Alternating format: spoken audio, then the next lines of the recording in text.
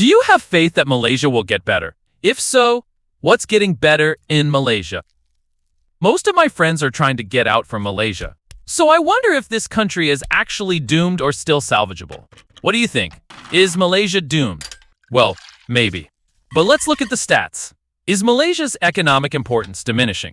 In 1965, Malaysia was 0.13% of the global economy, with 0.29% of the world's population. In the 2000s, we were about 0.31% of the global economy, with 0.37% of the population. In 2021, Malaysia was 0.4% of the global economy, with 0.41% of the world's population. That meant Malaysia has grown faster than the world on average.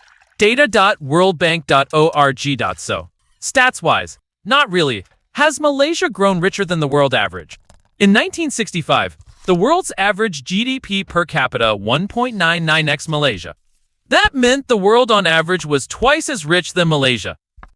In 2021, the world's average GDP per capita is 1.05x Malaysia. The world is still richer than Malaysia, but the gap is shrinking.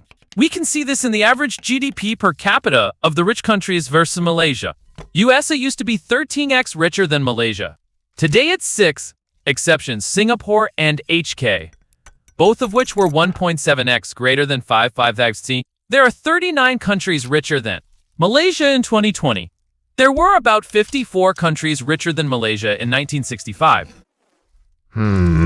Doesn't look doomed. Not spectacular like Singapore, but not doomed.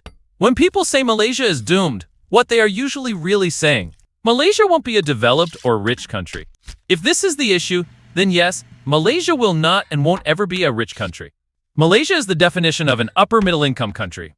It's survivable, comfortable, but not rich. Is Malaysia lagging behind our peers in a ASEAN? Yes. Everyone is growing faster and catching up on us. Singapore's also way ahead of us. My conclusion. The country's likely to stagnate in terms of rank. It's not going to truly be a developed country, but it'll remain at the edge of the upper middle income countries and high income. Part of this is because, well, Singapore. Singapore's forever going to be draining our talent, and ASEAN's too small. Consider our peers. They are gaining on us for sure, but eventually they will meet the same challenges we face, which is to make the transition from middle income to high income. And frankly, I don't know whether they'll do better than us. Maybe they will, or maybe they won't.